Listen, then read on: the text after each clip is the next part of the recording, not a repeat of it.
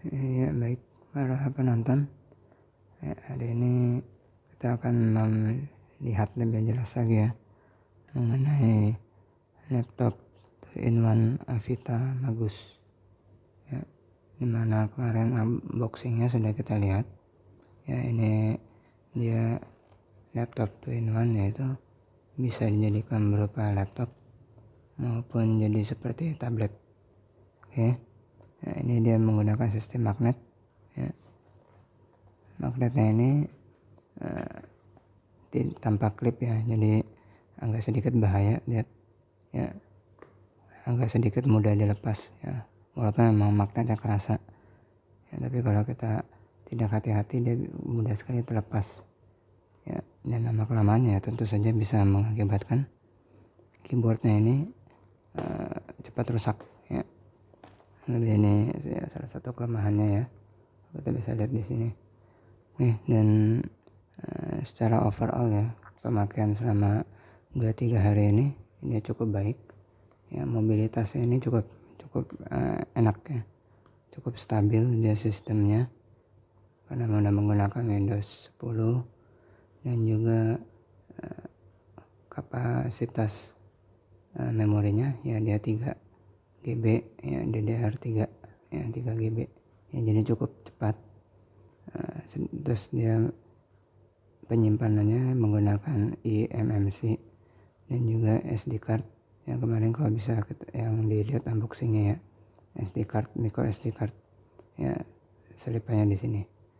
Oke. Dia hanya mensupport satu USB ya, USB nya ini 3.0, tapi ada yang aneh ya di USB 3.0 nya dia ini. Ketika saya membaca harddisk 1 tera harddisk yang 750 GB ya dari touchscreen itu, dia tidak terbaca ya, entah kenapa ya. Oke, ini sekarang kita coba loading ya. Kita loading ini, kita lihat ya seberapa cepat loadingnya. Ini ada di sini ya, tombol power. Oke, kita lock screen dulu. Screen. Oke, siap ya. 1, 2, 3 ya. Jadi dia tombol power, dia kurang lebih membutuhkan waktu sekitar 3 detik ya, 3-5 detik untuk bisa keluar. Lalu loadingnya ini ya seperti sama ya, kinerjanya seperti laptop mid ya, laptop level menengah pada umumnya, yaitu membutuhkan hampir waktu 1 menit yang baru muncul ya. Kita bisa lihat di sini ya.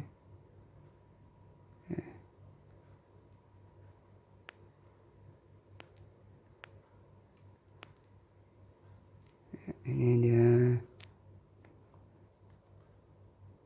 menggunakan layar IPS yang cepat ya. Ini kalau sudah loading di awal ya, dia loadingnya masuknya cepat ya, karena dia tidak menggunakan harddisk yang biasa atau harddisk yang piringan.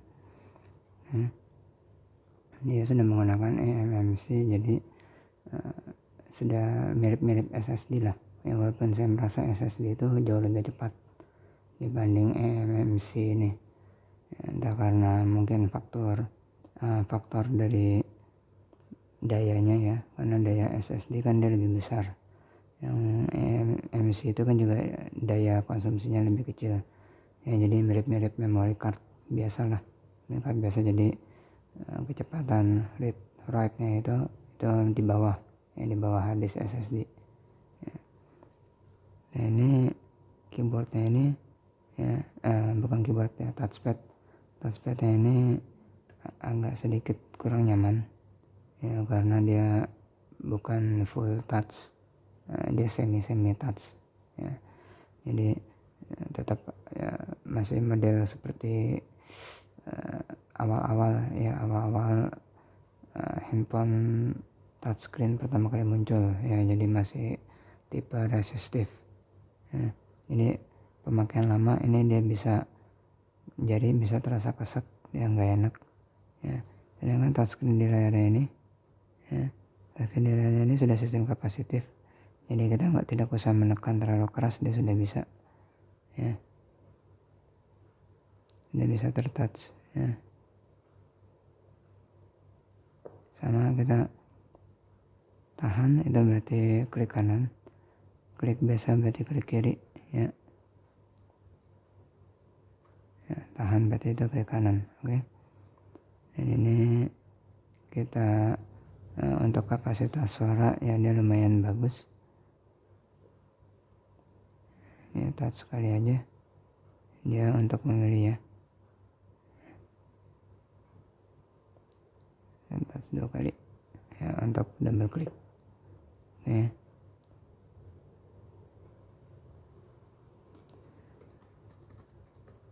Jadi ini sudah Windows biasa, sudah seperti Windows biasa ya, karena memang dia menggunakan Windows biasa ya, Windows 10 yang home ya.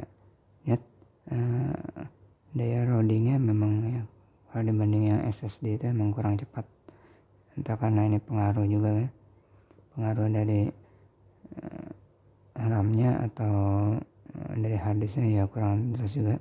Tapi kalau internetnya sudah cukup bagus ya. Nah, di sini ada ya, kita bisa lihat ya, tampilan layar ini cukup jernih ya. Tampilan di sini cukup jernih ini. Nah ini ya, kita coba lihat ya yang video unboxing kemarin.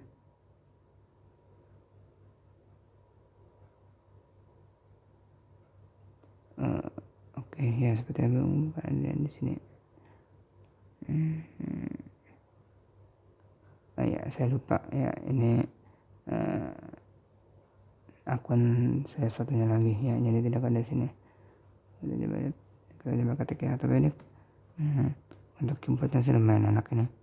Nah, walaupun masih kadang ada terlalu sedikit kecil gitu ya, jadi kadang type errornya itu masih bisa terjadi ya, sekitar errornya itu bisa sebesar kalau 100 huruf itu ya, 100 abjad lah, 100 abjad itu dia bisa type errornya sekitar 10 sampai 15.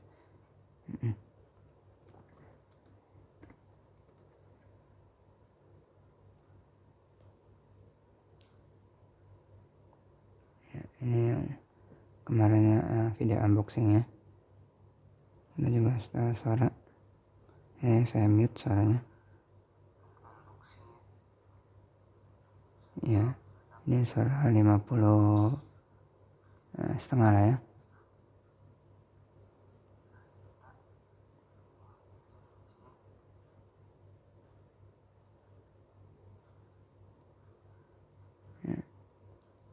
Untuk run video ya cukup baik ya dia layarnya.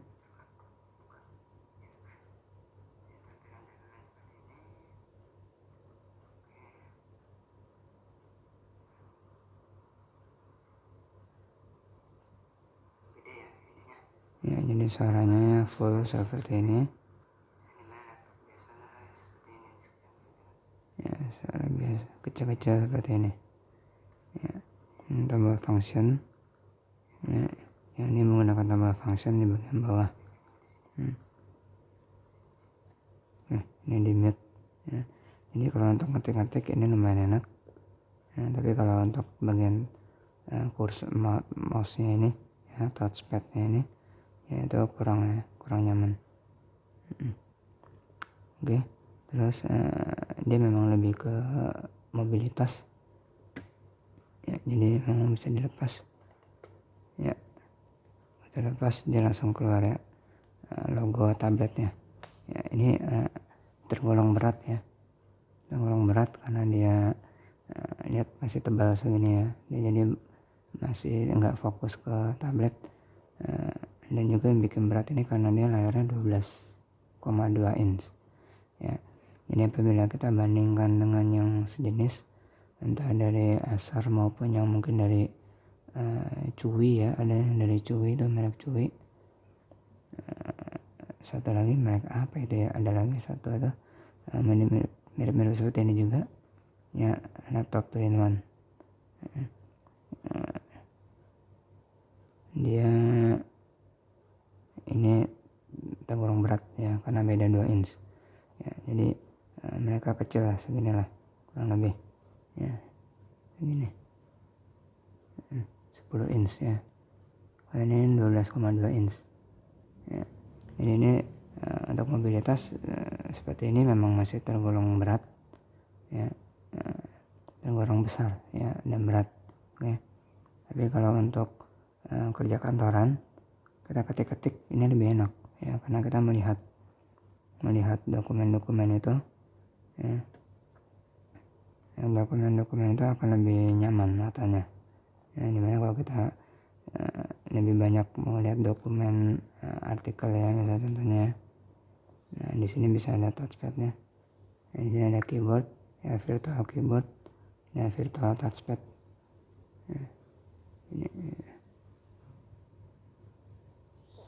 Nah, ini virtual touchpadnya ya, jadi ini bisa digunakan untuk menggerakkan mouse ya. Ini bisa untuk menggerakkan mouse ya, ke bawah ya, gerak yang ke atas ya, kelihatannya mouse-nya ya. Untuk atau sini kita tampilkan touchpadnya, keyboardnya sorry ya. Keyboardnya ini bisa setting yang mau tampilan full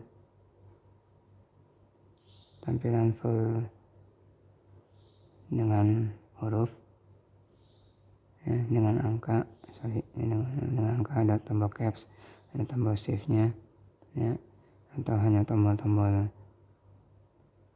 abjadnya saja ya. Bisa juga yang kecil tadi ya, seperti ini ya, tampilan kecil, atau mau kiri kanan ya, kiri kanan. Jadi ini membantu kita mengetik. Tapi dia ada satu kelemahannya, ininya nggak bisa di setting transparan ya, jadi layar bawahnya ini tertutup ya, ketutupan ya. Jadi dia nggak bisa setting transparan ya. Nah, ini salah satu kelemahannya ini ya, tampilan layar keyboardnya, dan dia bisa mendukung handwriting ya.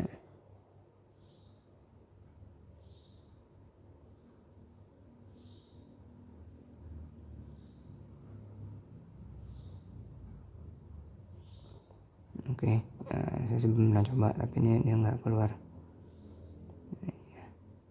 Oke. Baiklah,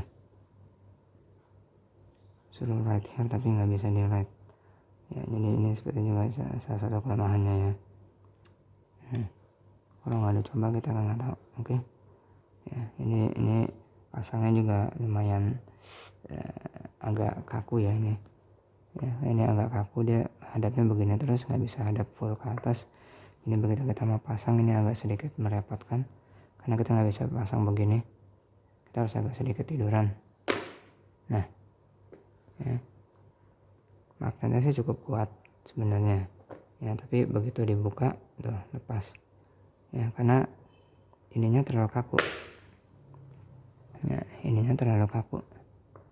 ya, ini begitu kita belokin ke atas dia langsung balik lagi ya. Ini yang agak jeleknya di sini ya, jadi kita harus benar-benar di model tutup sambung ya, terus dibuka ya. Dia sih cukup kenceng ya, kalau untuk posisi biasa seperti ini sih kenceng ini keyboardnya, nggak usah takut lepas ya, asal jangan ditarik terlalu tiduran karena dia nanti bisa lepas sendiri. Oke.